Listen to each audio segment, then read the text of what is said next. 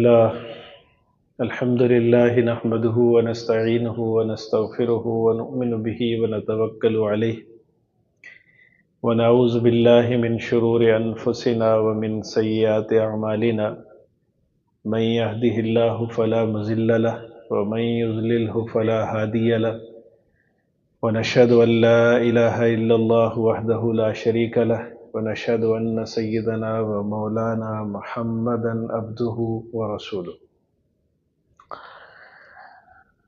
قال الله تبارك وتعالى في كلامه المجيد والفرقان الحميد شهر رمضان الذي أنزل فيه القرآن هدى للناس وبينات من الهدى والفرقان صدق الله العظيم وصدق رسوله النبي الكريم ونحن على ذلك لمن الشاهدين والشاكرين والحمد لله رب العالمين۔ حضرات محترم،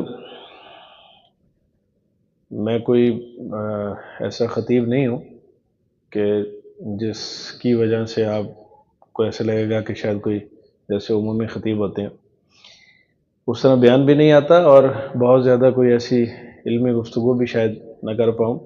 حضرت کا حکم تھا اس لیے بیٹھ گیا۔ قرآن کریم کی آیت مبارکہ آپ کے سامنے تلاوت کی ہے۔ ترجمہ اس کا یہ ہے کہ رمضان المبارک کا مقدس مہینہ، اس میں نزول قرآن ہوا، اور اللہ جل جلالہ نے قرآن کریم کو نازل کرنے کے لیے اس مہینے کا انتخاب کیا۔ قرآن دنیا کے اختتام اور اس کے بعد اور آگے تک جہاں ہماری وسعت اور انتہا پہنچ ہی نہیں سکتی، وہاں تک کی ساری معلومات اس ذات کے پاس ہے۔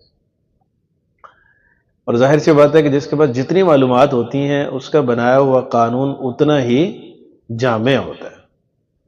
انسانوں کی معلومات، جب انسان کوئی ضابطہ کو قانون بنانے بیٹھتا ہے تو سوچتا ہے کہ اچھا اس بات کا بھی خیال رکھا جائے، اس بات کا بھی خیال رکھا جائے، اس بات کا بھی خیال رکھا جائے، یہ قانون ہم بنانے لگے ہیں، ایسا نہ ہو کہ اس سے یہ مسئلہ پیدا ہو جائے، اس سے یہ مسئلہ پیدا ہو جائے، اس سے یہ مسئلہ پیدا ہو جائے۔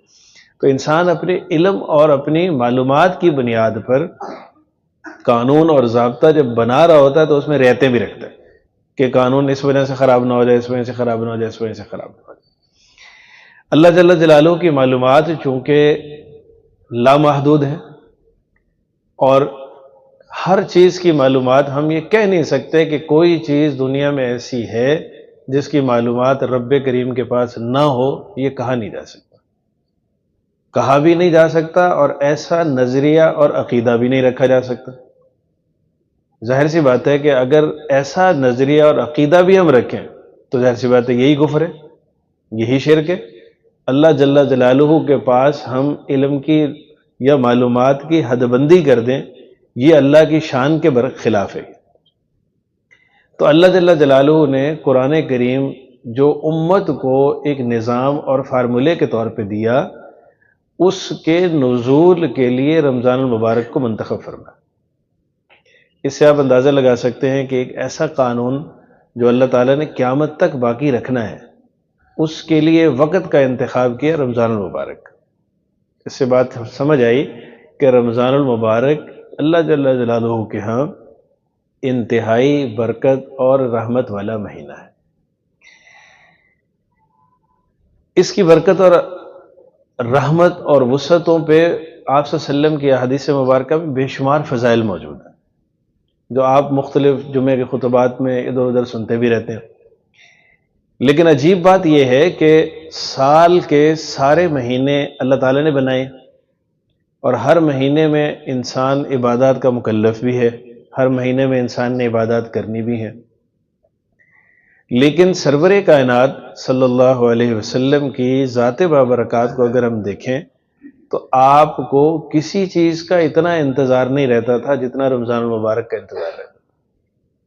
یعنی کسی سال کے کسی اور دن کا کوئی انتظار نہیں ہے، سال کے کسی اور مہینے کا کوئی انتظار نہیں ہے، لیکن نبی کریم صلی اللہ علیہ وسلم کی ذات بابرکات کو اگر ہم دیکھیں تو آپ صلی اللہ علیہ وسلم کی سیرت طیبہ میں ہمیں آپ کو رمضان کی تمنا کرتے ہوئے ملتے ہیں آپ. اور ایسا نہیں کہ ایک آدھ دن پہلے تیاری شروع کریں، آپ صلی اللہ علیہ وسلم اس سے رمضان کی تمنا 2 ماہ پہلے شروع فرما دیا کرتے تھے. رمضان سے پہلے کون سا مہینہ ہے؟ شعبان. اور شعبان سے پہلے کون سا ہے؟ رجب. نبی کریم صلی اللہ علیہ وسلم جب رجب آتا تھا تو اس وقت آپ صلی اللہ علیہ وسلم کی خوشی دیدنی ہو جاتی تھی، اور آپ صلی اللہ علیہ وسلم کو یہ لگتا تھا کہ بس اب رمضان آنے والا ہے. جیسے ہمارا کوئی دوست آنے والا ہو، کوئی تعلق والا آنے والا ہو، والدین آنے والے ہوں، کوئی حج سے آ رہا ہو، کوئی عمرے سے آ رہا ہو، کسی سے کوئی ایسا ایونٹ آ رہا ہو یا کوئی ایسا فنکشن آ رہا ہو تو ہمیں خوشی ہوتی ہے. تو سرور کائنات صلی اللہ علیہ وسلم رمضان المبارک کی آمد کی خوشی کا 2 مہینے پہلے اظہار کرنا شروع کر دیتے تھے. اس سے یہ بات ثابت ہوئی کہ سرور کائنات صلی اللہ علیہ وسلم بھی رمضان المبارک کو ایسا مقدس اور محترم سمجھتے تھے کہ آپ صلی اللہ علیہ وسلم کی ذات بابرکات بھی تمنا کرتی تھی کہ مجھے یہ مہینہ ایک دفعہ اپنی زندگی میں دوبارہ مل جائے. حدیث مبارکہ میں آتا ہے کہ آج اسی کا نام ہے استقبال رمضان. آج کل استقبال رمضان کے حوالے سے ٹی وی پہ آپ دیکھیں کہ ٹاک شوز چلے ہوئے ہیں اور سارے میراثی بھنگی بیٹھے ہیں، سارے وہ استقبال رمضان ہو رہا ہے. نہ پردے کا خیال ہے، نہ نماز کا خیال ہے، نہ کسی اور چیز کا خیال ہے، اور سارے پروگراموں کا عنوان کیا ہے؟ استقبال رمضان. حالانکہ استقبال رمضان کا مطلب یہ تھا کہ رمضان کی تمنا اور پھر رمضان کے جو تقاضے ہیں اس پر عمل کرنا.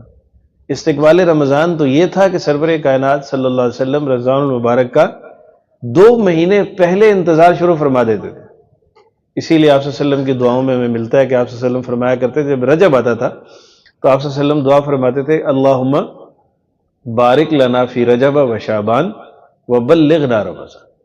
اے اللہ ہمارا رجب بھی مبارک بنا، ہمارا شعبان بھی برکت والا بنا، اور ہمیں رمضان نصیب فرما. ایک اور حدیث مبارکہ میں آتا ہے، یہ تھی وہ خوشی استقبال کی. ایک اور حدیث مبارکہ میں آتا ہے کہ سرور کائنات صلی اللہ علیہ وسلم صحابہ رضوان اللہ علیہ مجمعین کی مجلس میں بیٹھے تھے تو آپ صلی اللہ علیہ وسلم نے ان سے پوچھا کہ تمہیں پتہ ہے کہ کیا چیز تمہارا استقبال کرنے والی ہے اور تم کس چیز کا استقبال کرنے والے ہو؟ تو صحابہ نے اتنے اہتمام سے آپ نے پوچھا کہ بھائی تمہیں پتہ ہے کہ کیا چیز تمہارا استقبال کرنے والی ہے؟ ماذا یستقبلکم و یستقبلہ، کیا چیز تمہارا استقبال کرنے والی ہے اور کیا چیز ایسی ہے جس کا تم استقبال کرنے والے ہو؟ بڑی فرحت سے، چاہت سے اور دل کے جذبات سے آپ صلی اللہ علیہ وسلم ان سے پوچھتے تھے کہ تمہیں پتہ ہے؟ حدیث مبارکہ میں آتا ہے کہ حضرت عمر فاروق رضی اللہ تعالیٰ عنہ نے عرض کیا کہ یا رسول اللہ کیا کوئی وحی اترنے والی ہے؟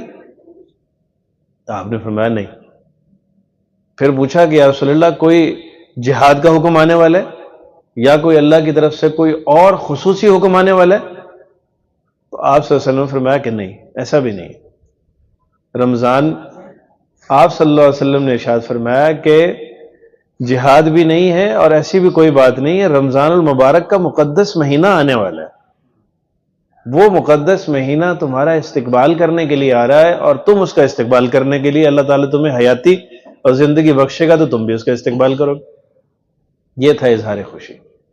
استقبال رمضان کی آپس کی مجالس میں تذکرے ہونے چاہیے، آپس کی، تاکہ لوگوں کا ذوق بنے، اور ہم اپنے گھروں میں رمضان کے آنے سے پہلے اس کا تذکرہ کرنا چاہیے، اپنے خاندانوں میں اس کا تذکرہ کرنا چاہیے، اپنے بچوں کو بٹھا کے اس کے فضائل سنانے چاہیے، تاکہ ہمارے ارد گرد جو لوگ جو ہم سے متعلق ہیں ان کو رمضان میں عبادت کا شوق اور ذوق پہلے سے پیدا ہو. پھر آپ صلی اللہ علیہ وسلم نے یہ بھی فرمایا کہ اولہ رحمت و اوسطہ مغفرۃ.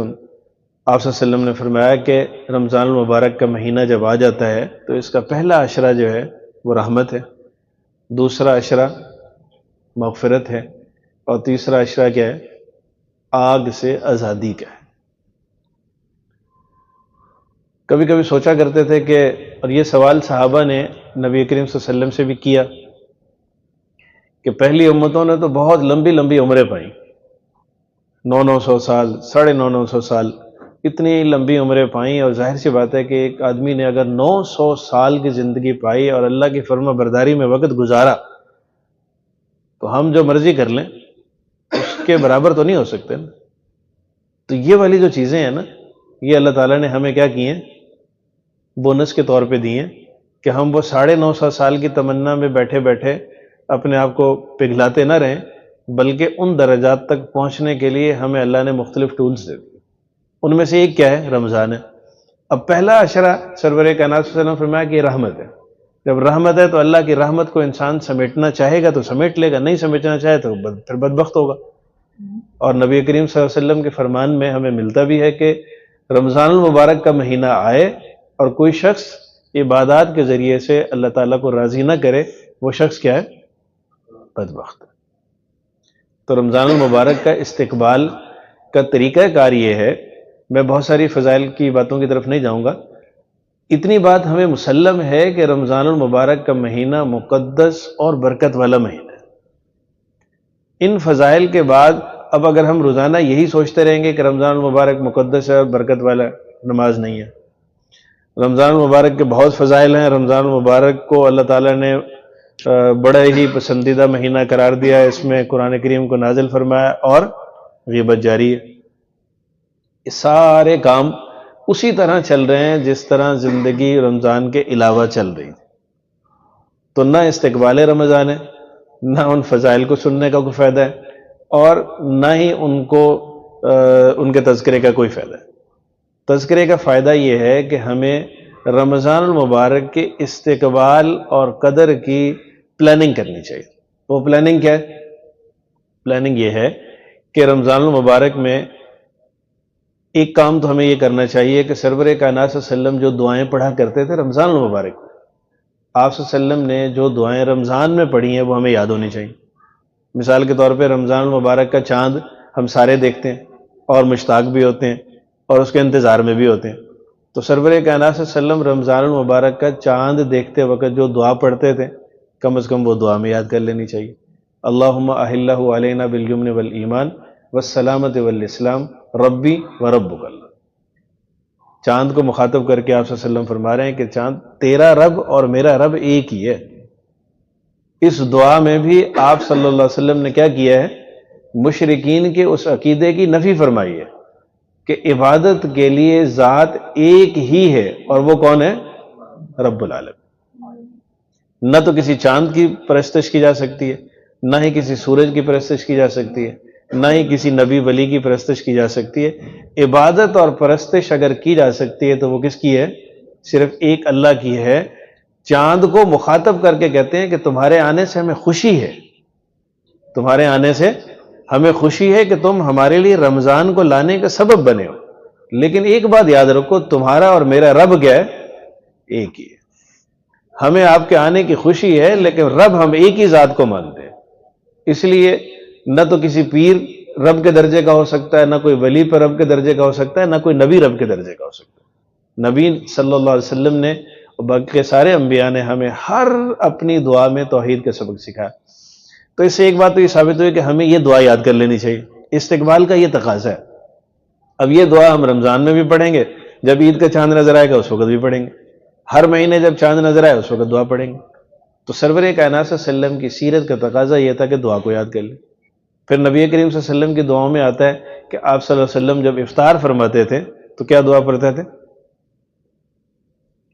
اللہم لک صمت وبک آمنت وعلی رزقک افطرت. ایک یہ دعا تھی. دوسرا آپ صلی اللہ علیہ وسلم افطاری کے وقت پڑھتے تھے ذہب الظمآ وابتلت العروق وثبت الاجر انشاءاللہ تعالی. اب افطاری تو ظاہر سی بات ہے کہ رمضان المبارک کے علاوہ تو ہم روزے اللہ ہی رکھوا سکتا ہے ہم سے. ویسے تو مسلمان کو کوشش کرنی چاہیے کہ وہ ہر مہینے میں جو ایام 20 کے روزے ہیں سرور کائنات صلی اللہ علیہ وسلم کی سنت کو زندہ کرتے ہوئے ان کو رکھنا چاہیے. لیکن سست ہیں ہم، کوتاہی ہے. رمضان المبارک میں تو بہرحال رکھتے ہیں نا. تو رمضان المبارک میں جب ہم افطاری کے لیے بیٹھتے ہیں تو یہ دعا ہمیں یاد ہونی چاہیے. اہتمام کے ساتھ ہم پڑھیں، اپنے گھر میں بیٹھ کے بھی پڑھیں تاکہ بچوں کو بھی سن سن کے ہی یاد ہو جائے. ذہب الظما، آپ صلی اللہ علیہ وسلم فرماتے ہیں کہ افطاری کر کے اس دعا کا ترجمہ یہ ہے کہ جب آپ افطاری کرتے، پانی پی لیا یا کھجور کھا لی یا کچھ بھی کر لیا، تو آپ صلی اللہ علیہ وسلم فرماتے تھے کہ یا اللہ پیاس چلی گئی. ذہب الظما، پیاس چلی گئی. عموماً انسان کوئی چھوٹی موٹی چیز کھانے کے بعد فوراً پانی پیتا ہے، گرمیوں کے موسم بھی ہوتے تھے اس وقت. وابتلت العروق، اور اگلا جملہ فرماتے تھے کہ رگیں تر ہو گئی ہیں. جو دن بھر سے خشک تھی نا، پانی کا جیسے ہی گھونٹ گیا وہ رگیں کیا ہو گئی ہیں؟ تر ہو گئی ہیں. اور ساتھ ہی اللہ جل جلالہ کی رحمت، اللہ کی شفقت، اللہ جل جلالہ کی مہربانی اور اللہ کی رحمتوں پر اعتماد کرتے ہوئے ساتھ اللہ تعالیٰ سے یہ بھی کہتے تھے کہ یا اللہ ہمارا اجر بھی پکا ہو گیا، وثبت الاجر انشاءاللہ. ذہب الظما وابتلت العروق، پیاس چلی گئی، رگیں تر ہو گئی، اور ساتھ ہی یہ بھی فرماتے تھے کہ ہمارا اجر بھی پکا ہو گیا. اللہ کی ذات، اللہ کی رحمت پر کیا ہے؟ امید رکھتے ہوئے. اور علماء نے لکھا ہے کہ انسان کو رب ذوالجلال کے ساتھ ہمیشہ یہی اعتماد اور یہ اطمینان رکھنا چاہیے. یہ بات نہیں رکھنی چاہیے کہ ہمارا رب جو ہے وہ ہمیں نہیں بخشے گا یا ہمارا رب ہمیں ایسا نہیں کرے گا.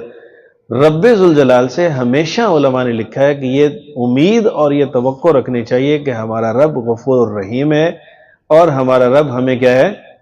بخشنے والا ہے. لیکن اس امید کے ساتھ گناہ کرنا یہ گناہ کبیرہ ہے. اگر انسان اس امید پہ ہو کہ رب نے تو بخش ہی دینا ہے نا، رب نے تو بخش ہی دینا ہے، پھر آگے چلتے ہیں دیکھتے ہیں کیا ہوتا ہے. یہ امید تب ہے کہ جب انسان اللہ جل جلالہ سے کیا کرے؟ گناہ کے جو منہیات ہیں، جو اللہ کے منع کردہ کام ہیں، ان سے بچنے کی کوشش کرتا رہے.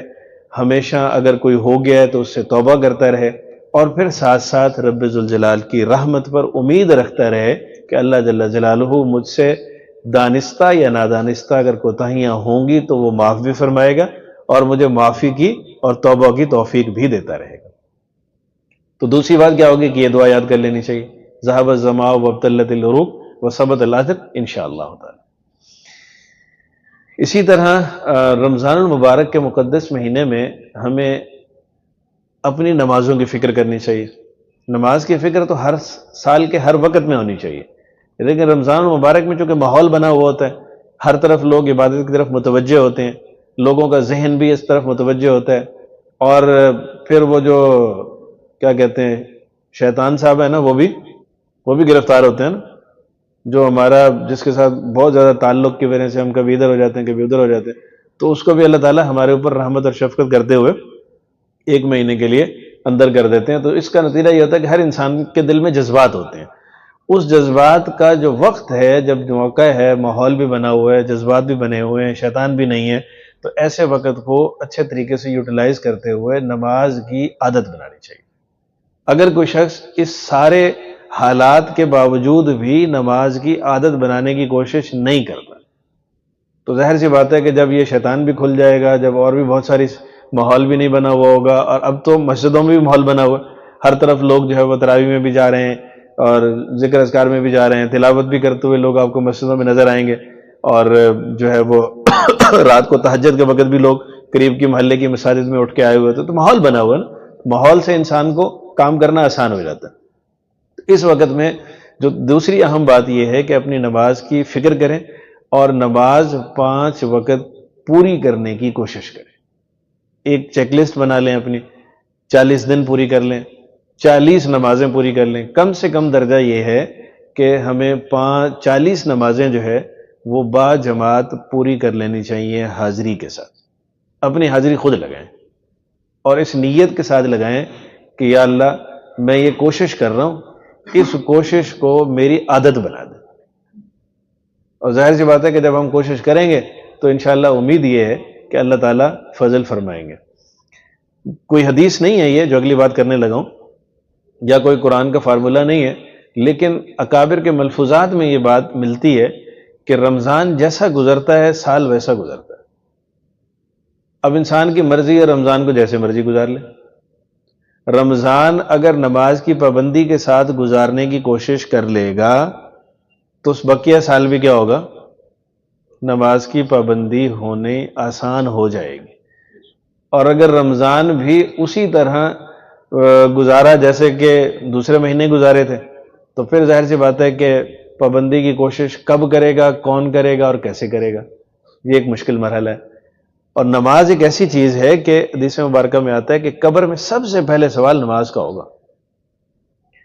نماز اگر اچھی نکل آئی تو ظاہر سی بات ہے اگلے مسئلے پھر باقی باتیں ہوں گی، اور اگر نماز ہی انسان کی خراب نکل آئے تو پھر باقی باتیں ہوں گی ہی نہیں، وہیں سے جو ہے نا وہ چلان کٹ جائے گا۔ اللہ معاف فرمائے، اللہ تعالیٰ سب کی مغفرت فرمائے۔ تو بات یہ ہے کہ رمضان المبارک میں نماز کی پابندی کریں، اور نماز کی پابندی میں ایک ساتھ اضافہ یہ بھی کریں کہ ایک تو وقت کی نماز، دوسرا یہ ہے کہ زندگی میں ہماری نمازیں قضا ہوئی ہوں گی، یقیناً سوچتے بھی ہوئی ہوں گی اور بغیر سوچے بھی ہوئی ہوں گی۔ بلوغت کے بعد اگر انسان سوچے تو بہت ساری نمازیں ایسی ہیں جو انسان کی رہ گئی ہوں گی۔ اب حال یہ ہے کہ رمضان المبارک میں ہم اس بات کی فکر کریں کہ پچھلی نمازوں کو سوچیں کہ زندگی میں جو نمازیں رہ گئی ہیں، اس وقت ماحول بنا ہوا ہے، ہر 5 وقت کی نماز میں پوری پڑھنے جا رہا ہوں مسجد میں، تو کوشش کروں کہ ہر نماز کے ساتھ ایک نماز قضا بھی پڑھتا جاؤں، ہر نماز کے ساتھ ایک قضا نماز بھی پڑھتا جاؤں۔ اب کتنی نمازیں ہوں گی، سوال یہ ہے کہ میری زندگی میں کتنی نمازیں میری رہی ہوئی ہیں، مجھے تو پتہ نہیں ہے، تو کتنی پڑھوں؟ تو شریعت نے کوئی ایسا کوئی لمبا چوڑا فارمولہ یا ایسی کوئی ادات نہیں لگائی ہیں کہ نہیں اب آپ پورا سوچیں اور وہ اپنے بڑوں سے پوچھیں، اور تو کوئی پتہ چل نہیں سکتا نا۔ تو شریعت یہ کہتی ہے کہ بھائی آپ موٹا موٹا اندازہ لگاؤ، آپ یہ سوچیں کہ آپ کی زندگی میں بالغ ہونے کے بعد موٹا موٹا اندازہ لگائیں کتنی نمازیں ہوں گی، جتنا آپ کا دل گواہی دیتا اتنی پڑھ لو۔ ہاں جی، جتنی دل گواہی دیتا ہے اتنی کیا کر لو، پڑھ لو۔ اور یہ بھی نہیں کہ ایک ہی دن پڑھ لو، لیکن رمضان کی ہر نماز کے ساتھ اگر ایک نماز قضا کرنا شروع کر دیں، اور اللہ تعالیٰ سے جو ہے وہ دعا بھی کرنا شروع کر دیں کہ یا اللہ مجھے یہ توفیق دے دے، اور اس توفیق کو باقی رکھنا، آپ نے توفیق دے دی اور یہ توفیق کیا ہے، باقی بھی رکھنا۔ اسی دوران اگر انسان اللہ کے سپرد ہو گیا، فوت ہو گیا، چلا گیا، تو اللہ کے پاس کس حال میں پہنچے گا کہ کوشش کرتا ہوا اللہ کے پاس پہنچا۔ وہ کوشش کیا تھی کہ میری جو کوتاہیاں تھیں نا رب ذوالجلال، میں کوشش کر رہا تھا کہ اس کو دور کروں، فکر میں بھی لگا ہوا تھا۔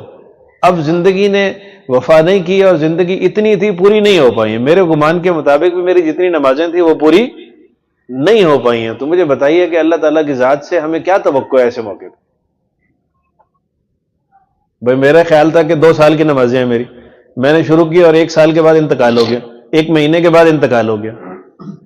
اب میں اللہ کے دربار میں پہنچا ہوں اس عمل کے ساتھ کہ میں کوشش کر رہا تھا اپنی اس کوتاہی کو دور کرنے کی، لیکن زندگی ختم ہو گئی۔ تو اللہ کی رحمت اور اللہ کی شفقت سے ہمیں کیا امید ہے اس وقت؟ وہی امید ہے کہ رب ذوالجلال کیا ہوگا، نماز تو پوری ہوئی ہے یا نہیں ہے، لیکن ہمارے اس جذبے کو اللہ تعالیٰ ضرور دیکھیں گے، اور اس کوشش کو دیکھیں گے کہ میرے بندے نے شروع تو کیا تھا نا، اپنی کوتاہی کو سمجھا بھی تھا، اس کوتاہی کو دور کرنے کی فکر بھی کی تھی، اور اس کے لیے عملاً اقدام بھی شروع کر دیا تھا۔ تو بس یہی کافی ہے انشاءاللہ۔ اللہ کی ذات سے امید ہے کہ اللہ تعالیٰ ہمیں کیا کریں گے، اس عمل کی وجہ سے ہماری اس پچھلی کوتاہی جو ہے اسے بخشیں گے اور اسے کیا کریں گے، معاف فرمائیں گے۔ 2 باتیں ہوگی۔ تیسری بات یہ ہے کہ رمضان مبارک میں تلاوت کا معمول بنا ہے۔ تلاوت قرآن کریم کو ہم نے گھروں میں ایسے لگتا ہے جیسے دیس نکالا دے دیا۔ چند ایک گھروں میں جہاں کوئی تبلیغ کے ساتھ لگ گئے یا کچھ ایسا لگ گیا، وہاں پر بھی جس طرح سے گھر میں سارے بچوں میں سب میں ماحول ہونا چاہیے، اس طرح کا قرآن کی تلاوت کا ماحول اب نظر نہیں آتا۔ حضرت مولانا زکریا رحمۃ اللہ علیہ ہمارے اکابرین میں سے شیخ الحدیث کے لقب سے معنون ہیں، وہ فرماتے ہیں کہ ان کے ملفوظات میں لکھا ہوا ہے کہ ہمارے زمانے میں جب ہم فجر کی نماز کے لیے جاتے تھے، فجر کی نماز کے لیے، اب تو مصیبت یہ کہ فجر کی نماز میں کوئی کسی کو دیکھتا ہی نہیں ہے، اس لیے کہ کوئی بھی نہیں آتا نا، محلے کے 100 گھر ہیں ان میں سے کوئی بھی نہیں آتا، کسی کی فجر میں ملاقات نہیں ہوتی۔ تو حضرت فرماتے ہیں کہ جب ہم مسجد میں جاتے تھے فجر کی نماز میں، تو گلی سے جب گزرتے تھے تو ظاہر سی بات ہے گلی کے دونوں طرف گھر ہیں، ادھر بھی گھر اور ادھر بھی گھر، تو ہر گھر سے قرآن کریم پڑھنے کی، تلاوت کی آواز آ رہی ہوتی ہے۔ بچوں کی بھی، بیٹیوں کی بھی، خواتین کی بھی، بڑوں کی بھی، قرآن کریم کے پڑھنے کی ایسے جیسے چڑیاں نہیں چہچہا رہی ہوتی، پوری گلی میں گزرتے تھے تو ایسے ہر گھر سے آواز محسوس ہوتی تھی۔ آج آپ فجر کے وقت گزر کے دیکھیں، غریب محلوں سے بھی گزر کے دیکھ لیں اور کینٹ اور ڈی ایچ اے کے علاقوں سے بھی گزر کے دیکھ لیں، جتنا غفلت کا وقت جو ہے یہ فجر کا، تہجد کا اور فجر کی نماز کے بعد کا وقت ہوتا ہے، اتنی غفلت کا وقت شاید ہی 24 گھنٹوں میں کوئی وقت ہوگا۔ حالانکہ یہ وہ وقت ہے کہ جس میں رب ذوالجلال سرور کائنات صلی اللہ علیہ وسلم فرماتے ہیں کہ اللہ تعالیٰ پہلے آسمان پر آ کے فرشتہ منادی کرتا ہے، اعلان کرتا ہے کہ اللہ جل جلالہ کی طرف سے آواز ہے کہ حل من مستغفر فاغفر لہ، کوئی ہے مجھ سے مغفرت مانگنے والا میں بخش دوں اسے، کوئی ہے میرا بندہ میری طرف آنے والا کہ میں اسے اپنی طرف بلا لوں یا اپنے نیکیوں کی توفیق دے دوں۔ سارا دن لوگ کام کرتے ہیں، ساری رات کام کرتے ہیں، لیکن رات کے 2 بجے کے بعد کیا ہے، بالکل سناٹا ہونے لگ جاتا ہے، اور پھر کھلے گا 10 بجے۔ یہ ماحول وہ ہے کہ فجر بھی گئی، تہجد بھی گئی، تلاوت بھی گئی اور سب کچھ گیا۔ تو تیسری بات یہ ہے کہ رمضان المبارک میں تلاوت کا معمول بنائیں، کم از کم قرآن کریم میں ایک قرآن کریم کا ختم لازماً کریں۔ بہت سارے ساتھی یہ کہتے ہیں کہ جی ہم نے تو ہم تو حافظ نہیں ہیں اور ہمیں تو قرآن کی عادت بھی نہیں ہے پڑھنے کی، ہم پڑھتے ہیں ہمیں بہت دیر لگتی ہے۔ کیا کہتے ہیں؟ بہت دیر لگتی ہے، تو لہٰذا ظاہر سی بات ہے کہ جب انسان نہیں پڑھے گا قرآن کو تو قرآن زبان پہ رواں نہیں ہوگا، اور جب رواں نہیں ہوگا تو سال ہر سال کے بعد اٹھا کے دیکھے گا تو پڑھنے میں مشکل تو ہوگی نا۔ سال کے بعد تو حافظ مصلی پہ بغیر دیکھے کھڑا ہو جائے تو اس کا کیا حال ہوتا ہے؟ وہ تو حافظ ہے نا۔ اور جو ہم حافظ ہی نہ ہوں اور پورا سال ہم قرآن کریم کو ہاتھ بھی نہ لگائیں، دیکھیں بھی نہ، زبان سے ایک لفظ بھی نہ نکلے ہمارے، تو ایک دم سے تو زبان روانی کی طرح نہیں چلنا شروع ہو جائے گی۔ لیکن اس جذبے کے ساتھ پڑھیں کہ رمضان المبارک اللہ تعالیٰ نے مقدس مہینہ میں عطا فرمایا ہے، کوشش کرنے، مشقت ہوگی، تھوڑی سی مشکل ہوگی، اس مشکل پر بھی اللہ جل جلالہ کی طرف سے اجر و ثواب ملے۔ قرآن کریم کے جو حفاظ ہیں، جو قاری ہیں، جو قرآن کریم کے ماہرین ایکسپرٹ ہیں، وہ یہ کہتے ہیں کہ ایک عام آدمی جو حافظ نہیں ہے، قرآن کریم نارمل اس نے پڑھا ہے، ناظرہ پڑھا ہے، اب پڑھنا چاہے تو 30 منٹ میں وہ ایک پارہ پڑھ سکتا ہے، 30 منٹ میں ایک پارہ پڑھ سکتا ہے۔ حافظ جو ہے وہ اگر یعلمون تعلمون کے ساتھ جائے تو 10 منٹ میں پڑھ لے گا، اور اگر تھوڑا سا صحیح صاف کر کے پڑھے تو 15 منٹ 14 منٹ 15 منٹ میں حافظ بھی پارہ پڑھ لیتا ہے۔ اور جو حافظ نہیں ہے وہ 30 منٹ میں پارہ پڑھ لیتا ہے، چلو 30 کی بجائے 40 کر لیں۔ اب دن میں ایک وقت میں اگر انسان رمضان المبارک میں 40 منٹ نکالے اور قرآن کریم کا ایک سپارہ پڑھ لے، پھر ایک مشکل یہ آتی ہے کہ جب عادت نہیں ہوتی تو 40 منٹ لگاتار پڑھنا بھی مشکل ہے نا۔ 10 منٹ کے بعد جو ہے نا وہ موبائل کی کال بھی آ جاتی ہے، کچھ اور بھی ہو جاتا ہے، تو طبیعت بھی متوجہ نہیں ہوتی کیونکہ عادت نہیں ہوتی نا انسان کی۔ تو کوشش کرے انسان کہ فجر کی نماز کے بعد 10 منٹ لگا لے، پھر ظہر کی نماز کے بعد یا عصر کی نماز کے بعد 10 منٹ لگا لے، اور پھر شام کو مغرب کے وقت جب افطاری کے وقت بیٹھا ہوتا ہے انسان تو اس وقت دعا کرنے سے پہلے 5-7 منٹ پھر لگا لے۔ تو یہ 5-4 منٹ کرے گا تو پتہ بھی نہیں چلے گا، اور 2-3 صفحے صبح پڑھ لے، 2-3 صفحے شام میں پڑھ لے، 2-3 صفحے دوپہر میں پڑھ لے، تو پارہ کیا ہو جائے گا؟ مکمل ہو جائے گا۔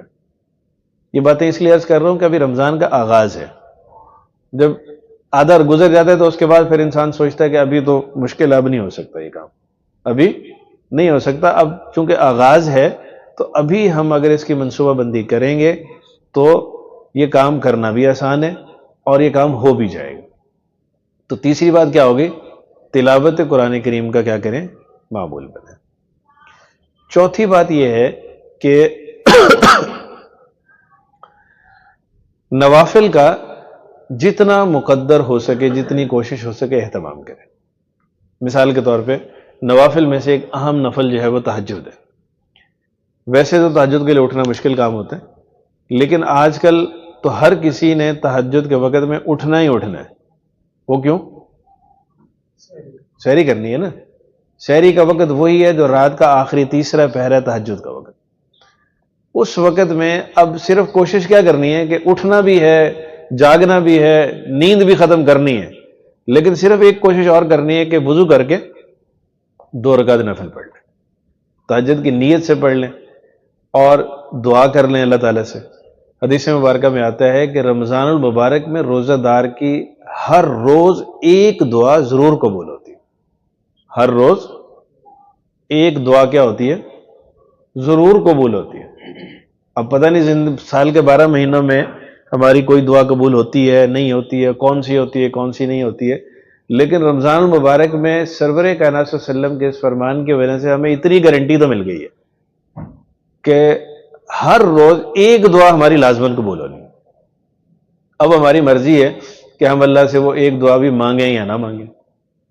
اب اس کا یہ مطلب نہیں کہ اللہ سے ایک ہی مانگیں، کیونکہ پتہ ہے ایک نے قبول ہو جانا تو بس ایک ہی مانگ کے ختم. اللہ سے اتنا مانگیں کہ اللہ کی ذات کو رشک آئے، اور ظاہر سی بات ہے کہ اللہ تعالیٰ مانگنے والے پہ خوش ہوتے ہیں. تو تہجد کی جو نفل ہے اس کا معمول بنائیں. نبی کریم صلی اللہ علیہ وسلم کی زندگی میں دیکھیں تو آپ صلی اللہ علیہ وسلم نے یہ نفل بہت ہمیشگی کے ساتھ پڑھے، اور احیاناً ترک اس لیے کیے ہیں، کبھی کبھی چھوڑا اس لیے کہ امت پر فرض نہ ہو جائے. اور قرآن کریم میں بھی اگر دیکھیں آپ تو اگر انسان نے اللہ کی جانب متوجہ ہونا ہے، دین کی خدمت کرنی ہے، یہ چاہتا ہے کہ میری اولادوں میں دین آ جائے، میرے خاندان میں دین آ جائے، میری اپنی ذات میں دین آ جائے، تو دین اور شریعت کیا ہے؟ یہ آسان بھی ہے لیکن ایک بھاری ذمہ داری بھی ہے. آسان بھی ہے اور بھاری ذمہ داری بھی ہے. اس بھاری ذمہ داری جو ہمارے ذمہ لگ گئی ہے، اور ہم خوش ہیں اس بات پر کہ اللہ تعالیٰ نے ہمیں کلمہ گو بنا کے پیدا کیا اور ہمارے ذمہ یہ ذمہ داری لگا دی. اس ذمہ داری کو سہولت کے ساتھ پیدا کرنے کے لیے یا اس کو سہولت کے ساتھ سر انجام دینے کے لیے تہجد کی نماز اس میں معاون ہے. تہجد کا جو اہتمام کرتا ہے اس کو باقی نیکیوں کی توفیق زیادہ ملتی ہے. نبی کریم صلی اللہ علیہ وسلم پر اللہ تعالیٰ نے شریعت کو اتارا، اور ظاہر سی بات ہے وہ شریعت یہی تھی نا، دین و شریعت تھی. تو آپ صلی اللہ علیہ وسلم کو اللہ تعالیٰ نے کیا فرمایا کہ اگر آپ پر یہ شریعت ایک بھاری ذمہ داری ہے، تو اس لیے ہم یہ چاہتے ہیں کہ یہ ذمہ داری اللہ تعالیٰ جو ڈائریکشن دے رہے ہیں سرور کائنات صلی اللہ علیہ وسلم کو کہ ہم یہ چاہتے ہیں کہ یہ ذمہ داری کما حق ہو، پوری ہو، اس کے لیے آپ تہجد کا اہتمام فرمایا گیا. یا ایھا المزمل قم اللیل نصفہ او انقص منہ او زد علیہ ورتل القرآن ترتیلا. آپ صلی اللہ علیہ وسلم کو مخاطب فرما کے کہا کہ میرے محبوب صلی اللہ علیہ وسلم، ہم نے آپ پر جو ذمہ داری ڈالی ہے، نبوت کی جو ذمہ داری، شریعت کو آگے پھیلانے کی ذمہ داری ہے، اس ذمہ داری کو سر انجام دینے کے لیے ہم سمجھتے ہیں کہ معاون ہوگا کہ آپ رات کو قیام کیا کریں. رات کے قیام سے کیا مراد ہے؟ یہ تہجد کی نماز مراد ہے. رات میں آپ کتنی دیر کھڑے؟ نصفہ، پہلا جملہ، آدھی رات کھڑے ہو، پھر اس سے کم یا اس سے زیادہ. محدثین نے لکھا ہے، فقہاء نے لکھا ہے کہ یہ تینوں باتیں اللہ تعالیٰ نے کہا کہ ہمیں کیا کر دیے؟ اختیار دے دیے. رات کو اٹھو، لیکن جتنی تباہ مشکل، اب یہ نہیں کہتے کہ گھنٹہ کھڑے ہو جائیں، 2 گھنٹے کھڑے ہو جائیں، 3 گھنٹے کھڑے ہو جائیں، جتنا کر سکتے ہیں کریں لیکن اٹھ جائیں. اور ان ساری باتوں کے بعد آخر میں آپ صلی اللہ علیہ وسلم کو کیا فرمایا؟ انا سنلقی علیک قولا ثقیلا. ہم آپ پر جو وحی ہے وہ اتارنے والے ہیں، وہ وحی کو جذب کرنا، اس وحی کے چیزوں کو آگے پہنچانا، اس میں معاونت کے لیے تہجد کی نماز ضروری ہے. تو ہمیں رمضان المبارک زندگی میں ایک مرتبہ پھر اللہ تعالیٰ نے عطا فرمایا ہوا ہے، تو کوشش کرنی چاہیے کہ سحری کے وقت میں ہم اٹھے ہوئے ہوتے لازماً، اور تو اس وقت وضو کر کے 2 رکعت کیا کر لیں؟ نفل بھی پڑھ لیں، تہجد کی نیت سے پڑھ لیں. تہجد کے نفل آپ صلی اللہ علیہ وسلم کی زندگی میں ہم دیکھیں تو 2 بھی ملتے ہیں، 4 بھی ہیں، 6 بھی ہیں، 8 بھی ہیں. کم سے کم جو نفل ہیں ظاہر سی بات ہے 1 نہیں ہوتا 2 ہے، اور زیادہ سے زیادہ تہجد کے نوافل ہیں وہ کتنے ہیں؟ 8 ہیں. حضرت عائشہ صدیقہ رضی اللہ تعالیٰ عنہ فرماتی ہیں کہ نبی کریم صلی اللہ علیہ وسلم رمضان اور غیر رمضان میں تہجد جو ہے 11 رکعتوں سے زیادہ نہیں پڑھتے تھے. رمضان اور غیر رمضان میں تہجد 11 رکعتوں سے زیادہ نہیں پڑھی ہے کبھی آپ۔ اس کا کیا مطلب ہے؟ اس کا مطلب یہ ہوا کہ 11 رکعتیں کیسے بنی؟ 3 وتر جو تھے وہ آپ صلی اللہ علیہ وسلم تہجد کے وقت پڑھا کرتے تھے۔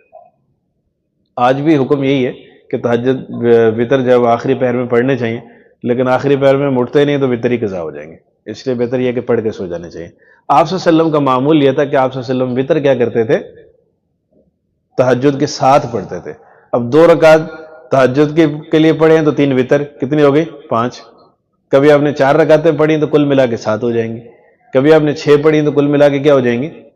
9 ہو جائیں گی، اور کبھی آپ نے تہجد کی 8 رکعتیں پڑھی تو 3 وتر ملا کے کتنے ہو گئے؟ 11 رکعت۔ تو آپ صلی اللہ علیہ وسلم کا معمول رمضان اور غیر رمضان میں کیا ہے؟ 11 رکعتوں سے زیادہ نہیں تھا۔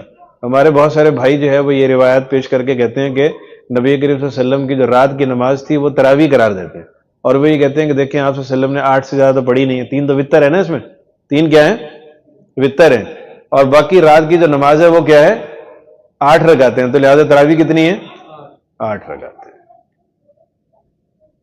تو آپ نے یہ مسئلہ نہیں سمجھ کے جانا ہے کہ 11 رکعتوں میں 8 جو ہے وہ تراویح ہیں، اور باقی جو ہے یہ جو رات کی نماز ہے، حدیث میں قیام اللیل کا لفظ ہے، اور قیام اللیل سے مراد تہجد کی نماز۔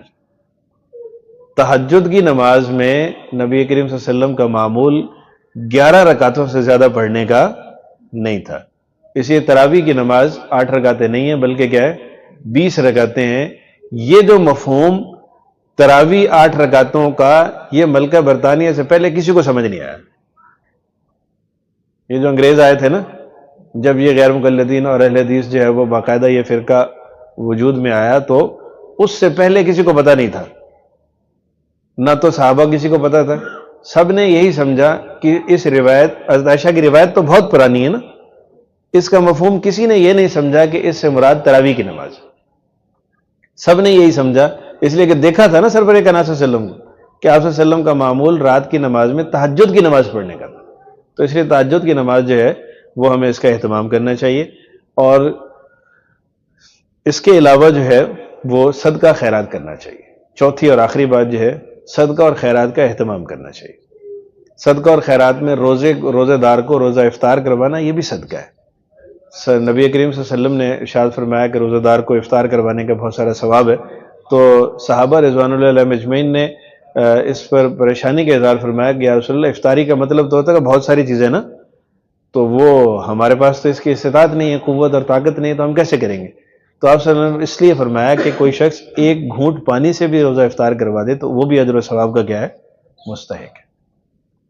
اسی طرح آپ صلی اللہ علیہ وسلم کے حدیث مبارکہ میں یہ بھی ملتا ہے کہ روزہ بھی افطار کروائے اور مکمل روزہ افطار کروا دیں تو یہ اور زیادہ ثواب کا باعث۔ مکمل روزہ افطار کیا مطلب؟ کہ ایک ہے روزہ افطار کروایا، پھر نماز پڑھی، پھر بعد میں کھانا بھی کھلایا، یہ ہے مکمل افطاری۔ تو صرف افطاری کا تذکرہ بھی حدیث مبارکہ میں ملتا ہے، اور بعد کے کھانے کا تذکرہ بھی حدیث مبارکہ میں ملتا ہے۔ تو یہ دونوں کام جو ہے وہ کرنے چاہیے، اور اس کے لیے یہ نہیں دیکھنا چاہیے کہ میرے دسترخوان پر 70 چیزیں ہیں یا نہیں ہیں، اور میں اتنی ساری چیزیں لا پاؤں گا یا نہیں لا پاؤں گا۔ جتنی استطاعت ہے اللہ کے ہاں آپ کا اخلاص پہنچے گا۔ ہمارے ہاں آج کل کیا ہوتا ہے؟ افطار پارٹیاں ہوتی ہیں، اور افطار پارٹیوں میں کیا ہوتا ہے؟ افطار پارٹیوں میں ہوتا یہ ہے کہ افطاری بھی ہوتی ہے، کھانا بھی ہوتا ہے، لیکن درمیان میں نماز نہیں ہوتی۔ یہ ہے وہ کوتاہی افطار پارٹیوں میں، جس کی وجہ سے ایسی مجالس میں رمضان المبارک میں جانے سے اہتمام سے نہیں جانا چاہیے جہاں انسان کی نماز کے ضائع ہونے کا اندیشہ ہو۔ اور بہت ساری افطار پارٹیوں والے ساتھیوں احباب کو بھی میں یہ متوجہ کرتا ہوں، حضرات سے بھی کہتا ہوں کہ آپ حضرات جب اس کا نظم کریں تو ایک نیکی کے لیے کر رہے تھے نا، کہ لوگوں کو افطار کروائیں گے تو ثواب ملے گا، کھانا کھلائیں گے تو ثواب ملے گا۔ اس میں اگر آپ کے عمل کی وجہ سے درمیان میں لوگ نماز سے سستی کر جائیں تو خدا نہ خاصہ اس کا وبال آپ کے اوپر نہ آ جائے۔ آپ اپنا پروگرام اس طرح سے منظم کریں کہ درمیان میں باقاعدہ نماز کا وقفہ رکھیں، اور وہاں مسجد اگر قریب نہیں ہے تو وہاں نماز با جماعت کا اہتمام کریں، اور کھانے کو پہلے سے لگائیں ہی نہیں۔ شروع میں صرف کھجور اور پانی اور لوگ روزہ افطار کریں، اس کے بعد صفیں نظر آ رہی ہیں، نماز پڑھیں اور اس کے بعد کیا ہے؟ پھر کھانا کھلائیں۔ وقت اتنا ہی لگے گا لیکن کیا ہوگا؟ نماز میں کوتاہی نہیں ہوگی۔ اللہ جل جلالہ سے دعا ہے کہ اللہ تعالی ہمیں عمل کرنے کی توفیق عطا فرمائے۔ وآخر دعوانا الحمدللہ رب